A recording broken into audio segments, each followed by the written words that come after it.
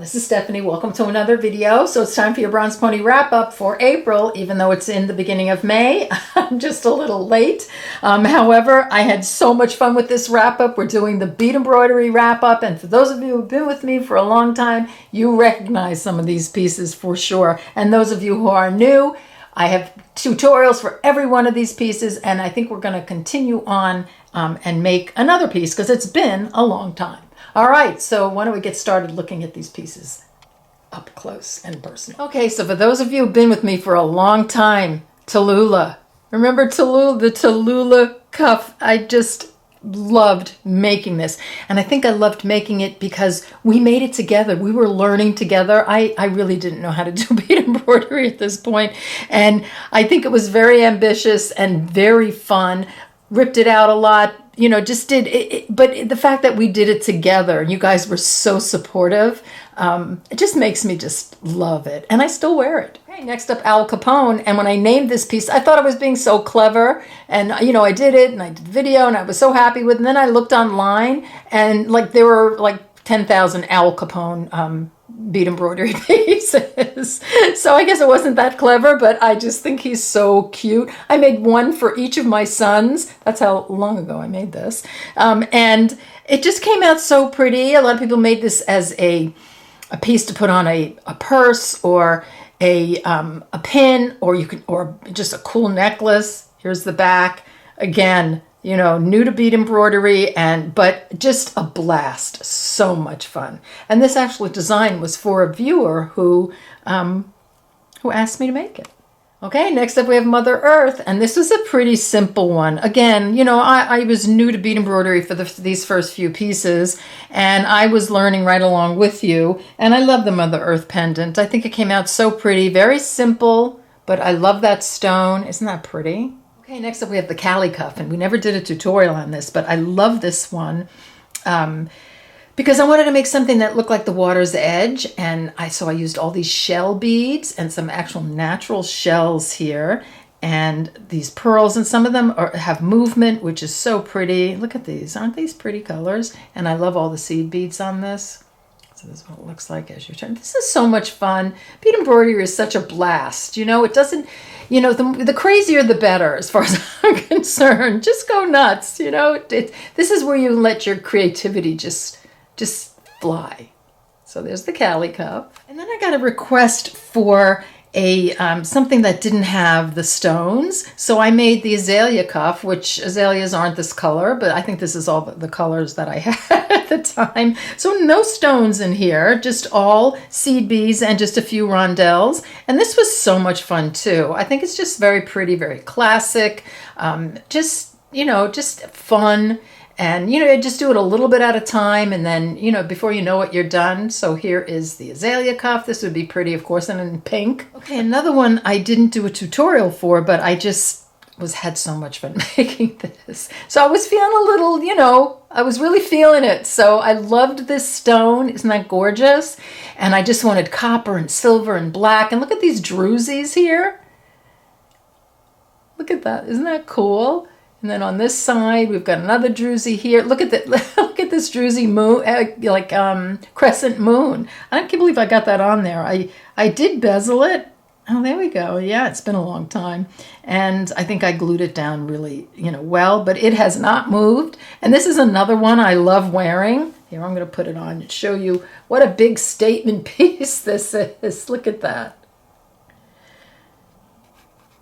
Okay, I love this one. This is one of my favorites. I mean, they're all my favorites, but I love this one. And I think I used one of Eureka Crystal Beads collections for this. It's 5 years ago, so I don't remember the name of it, but I do believe that I used some of the beads from that collection. You could probably see it in the archives, but here it is. Look at this.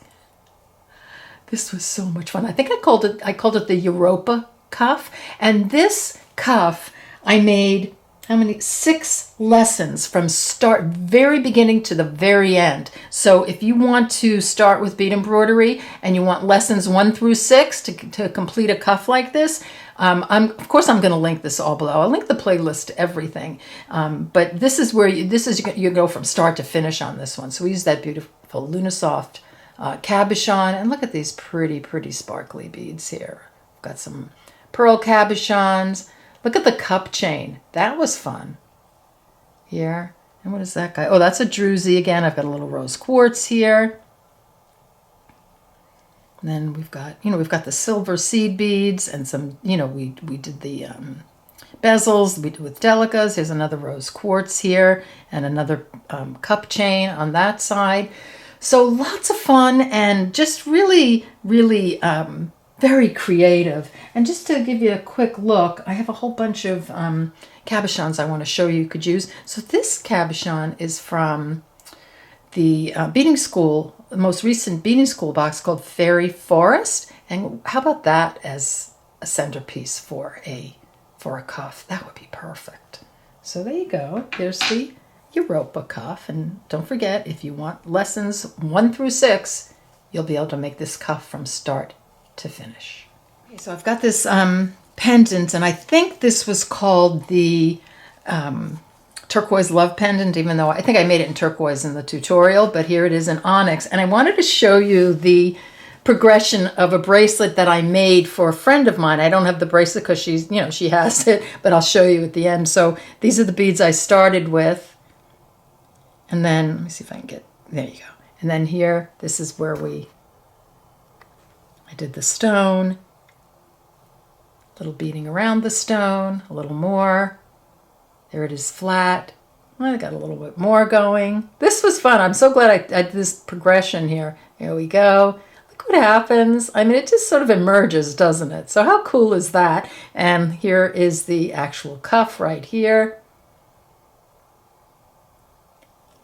She loved it. Isn't that pretty? Simple, but really, really nice statement piece and looks beautiful with this pendant.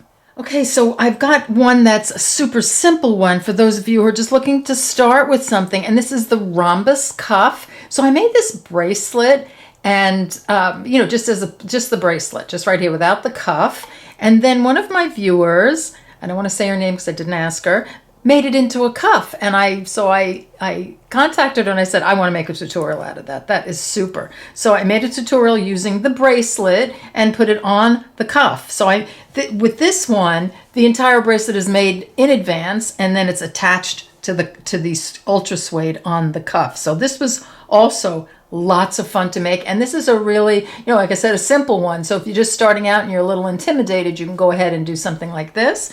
And then here we have, this is the Abundance brooch, and this is from my collection Autumn in New York that I curated with Eureka Crystal Beads. So I made a little brooch out of it.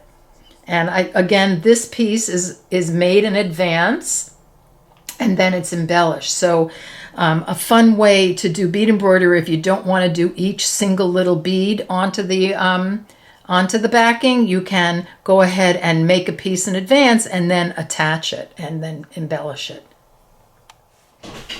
I just wanted to share with you a few cabochons and pieces that you can use to make bead embroidery that you might already have in your stash. Some of them you won't, but some you will. Now, this is a cabochon from beading school. Isn't that gorgeous? I've already bezeled this one, and I don't see why you can't just put this on a cuff and then continue to bezel around it. You glue it down and then attach beads to the side. So that would be kind of cool, like to see if you can pre-bezel it. So that's one. And here's another one that I did. This is also a beading school cabochon that is pre-bezeled. I made a pin out of this one, but you could probably pre-bezel this as well and then work on it. There's always an option if you don't want to start from scratch. Here's that beautiful cabochon I showed you earlier, again from beading school. And look at these. Look at a viewer sent me these gorgeous kitties. Look at these kitty cabochons and the owl. I mean, I love owls, you can tell. So these are stunning. I'll see if I can find out where these come from. Isn't that beautiful?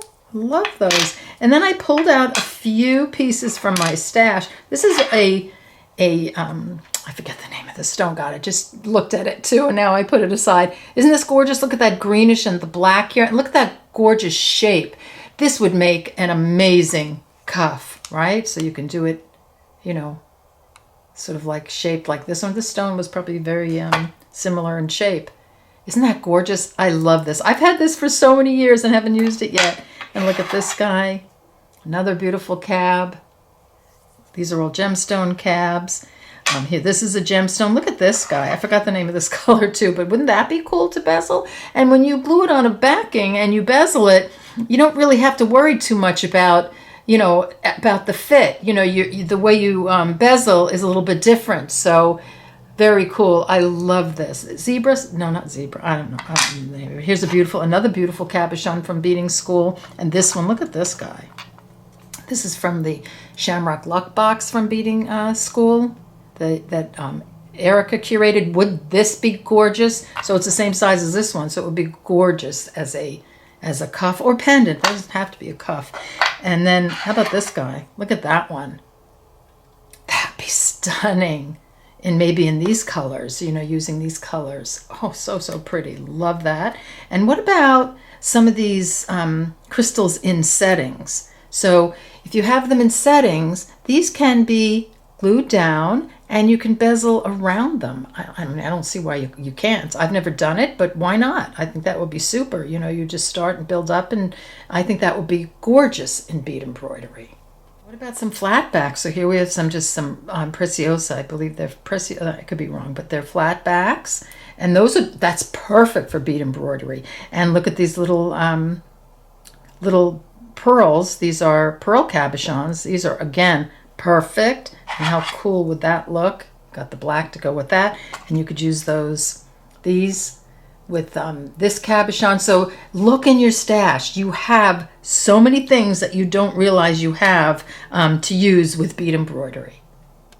Okay, here you go. Here's our bead embroidery wrap up, and I think it's time we make something new. So leave in the comments ideas of what you would like. Do you want another cuff? Do you want a pendant? What colors would you like to use? Let me know, and I'll look through them, and we'll pick something and we'll make something gorgeous together again.